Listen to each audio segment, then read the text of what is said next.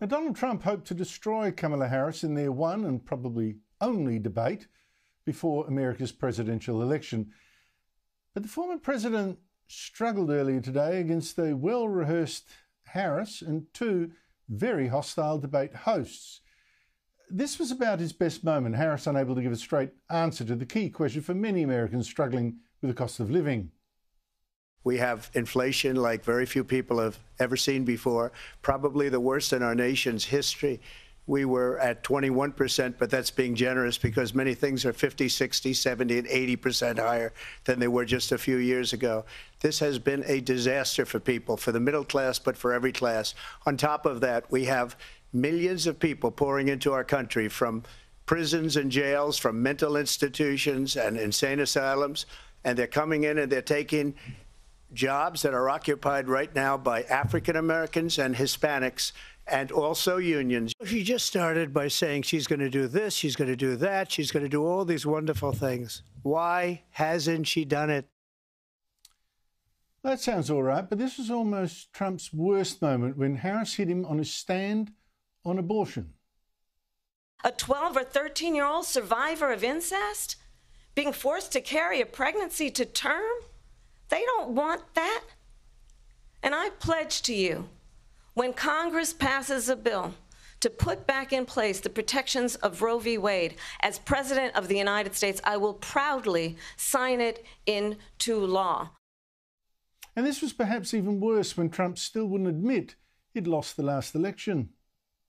Perhaps we do not have in the candidate to my right the temperament or the ability to not be confused about fact. That's deeply troubling. Now, it's true that Kamala Harris just talked in well-rehearsed slogans, little stories, and almost no policies. And it's also true that the hosts were incredibly biased. Boy, did they help her. They kept steering the conversation to topics that were bad for Trump and corrected him at least 4 times, although I have to say Trump was a fool to give them the chance, like when he launched this attack on illegal immigrants let in under Harris.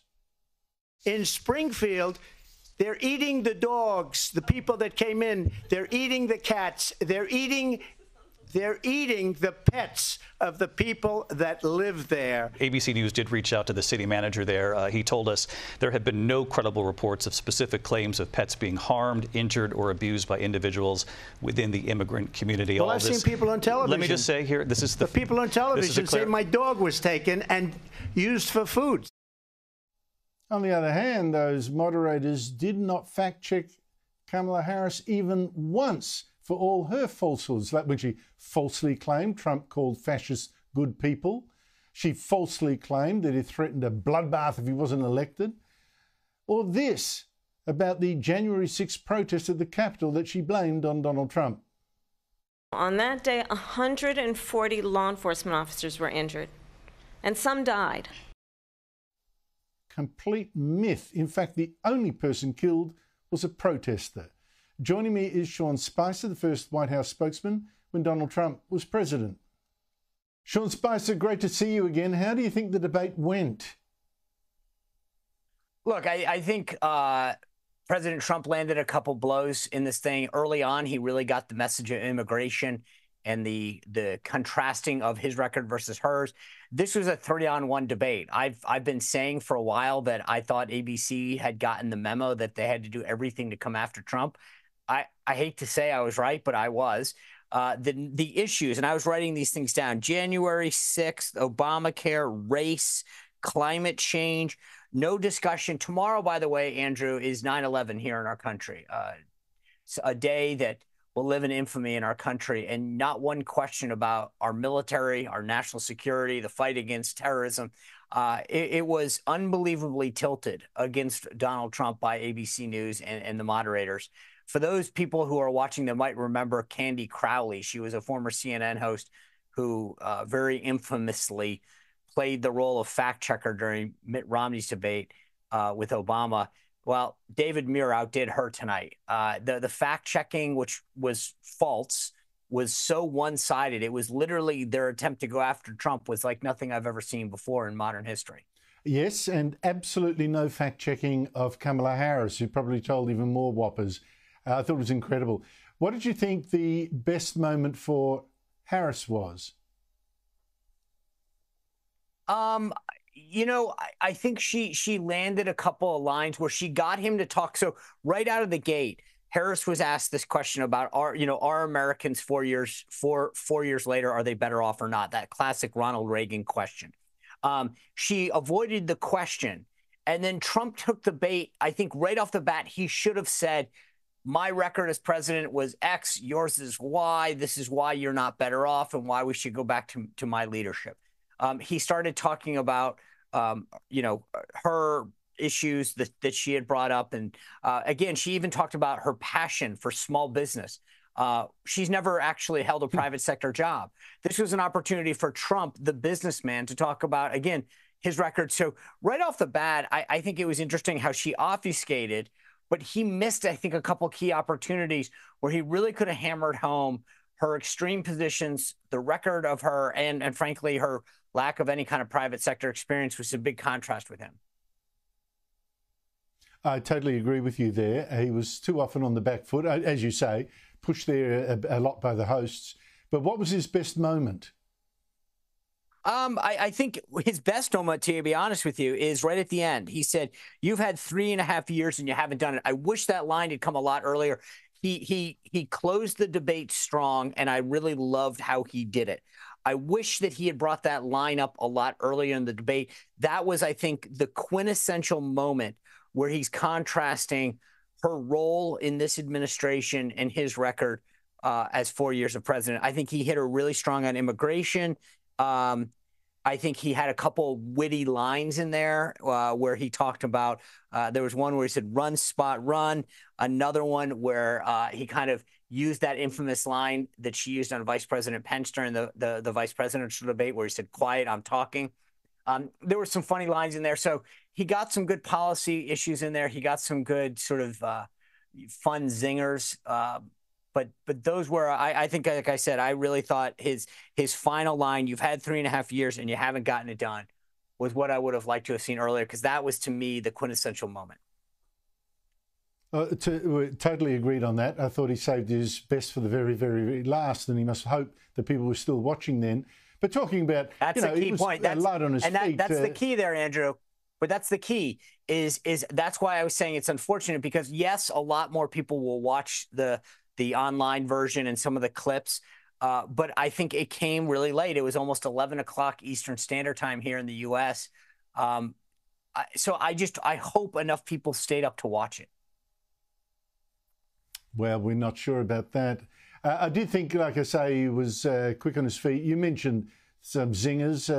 I thought this exchange was pretty funny. It was pretty inconsequential, maybe, but pretty funny about Trump's huge rallies. Have a listen. What you will also notice is that people start leaving his rallies early out of exhaustion and boredom. And I will tell you, the one thing you will not hear him talk about is you. You will not hear him talk about your needs, your dreams, and your desires. And I'll tell you, I believe you deserve a president who actually puts you first. People don't go to her rallies. There's no reason to go. And the people that do go, she's bussing them in and paying them. Look, quite a good comeback. But again, Sean, he was defending himself. He was not saying what he'd be doing for others.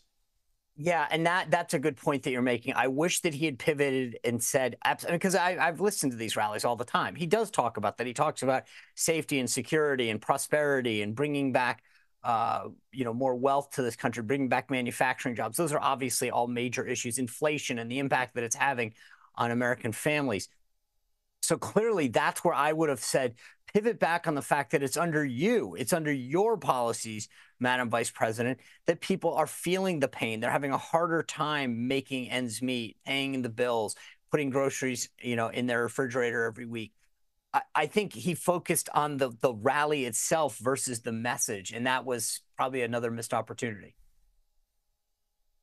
Now, there were two things today that could change the campaign, the outcome.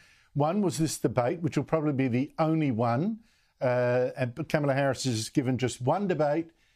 no press conferences, and only one sit-down interview with journalists. And that is after, 7 weeks or something? It's outrageous. Right. Yep. So there's been this debate. And the other thing was Taylor Swift, the megastar pop icon figure, said she's going to support Kamala Harris, and she posed with a cat as a jibe at J.D. Vance, Trump's running mate, having a dig at childless cat ladies. Of the two things, what is the most going to have the most effect, and how will they affect the campaign? It's an interesting question. I think the debate was largely a push. Donald Trump had let more people obviously know about him, know where he stands. He'd been president. They weren't looking to find out much about him. I think most Americans have a sense of who he is and what he's going to do. She had a lot more to lose in this debate. I don't think she did herself any big harm. I don't think she helped herself. So the debate is probably a push. On the Taylor Swift thing, look, I don't think it was any secret based on Taylor Swift's previous political activity where she stood in this race.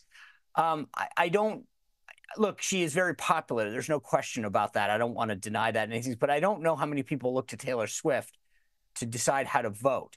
And if they do, I think they were probably already with Harris. So I would kind of say both of them are a push. And it was weird, though. I will tell you, if you're Taylor Swift, I'm not sure this was the night to do that. Meaning, if you really wanted to have an impact, throwing it in at almost midnight Eastern Standard Time, where it's going to get mixed into a bunch of stories, is not going to have any real impact, because tomorrow morning and throughout the day here in the U.S., we'll be talking about the debate. So it might be a footnote. And by the way, kind of like you just did now. Oh, by the way, after the debate, she, in her cat photo, endorsed Kamala Harris. If she had done this 2 days from now, it would have been a standalone story, and I think potentially more impactful. Look, it's just been such an amazing election campaign. I think it's the first one that anyone's ever discussed eating cats and dogs, and now Taylor Swift. Ducks. I mean, really, and ducks. Sean Spicer. That's unbelievable. And we've still got nearly 2 months to go. So there you go. Sean Spicer, thanks for your time. Always a pleasure, Andrew. Thank you.